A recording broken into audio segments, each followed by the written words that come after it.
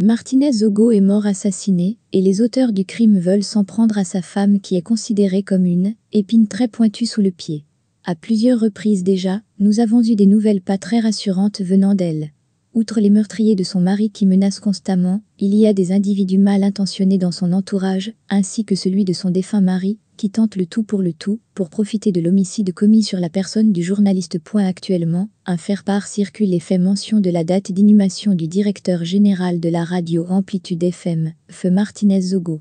Sa femme et mère de ses enfants, Diane, a confié que c'était seulement quelques têtes cupides et malhonnêtes de la famille qui essaient de bâcler les choses et de pouvoir s'en tirer avec de l'argent proposé par des personnes qui leur font miroiter un avenir grandiose. À cause des tiraillements au sein même de certains membres de la famille qui pleurent les poches plutôt que l'illustre disparu, les avocats de la famille Zogo ont indiqué qu'ils étaient dorénavant les seuls à pouvoir donner des informations fiables et à communiquer sur la situation le moment opportun.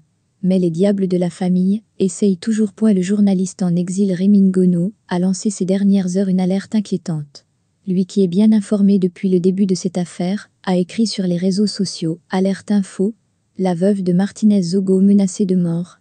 Détail à suivre dans quelques heures. Le chroniqueur sportif parlera d'autres sujets chauds, comme il le précise. J'ai laissé des barbares et psychopathes s'agiter sur la toile depuis quelques jours. Samuel Mvondo Eyolo et Jean-Pierre Amougou Belinga versent plusieurs millions pour se débarrasser du corps de Martinez Zogo.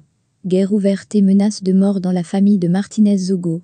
Les activistes agents de la DGRE et de la SEMIL de la diaspora montent des complots pour assassiner Rémi Ngono. Tout le monde attend le moment de la vérité pour entendre ce que l'homme en exil a à dire. S'agissant de la menace qui plane sur la tête de Diane Zogo, comme une épée de Damoclès, il y a lieu de la prendre au sérieux pour éviter un nouveau drame à venir. Le Cameroun pourrait ne jamais s'en relever. Les autorités sont appelées à vigiler et à mettre définitivement à l'abri la femme du journaliste qui, lui, n'a pas malheureusement eu cette chance.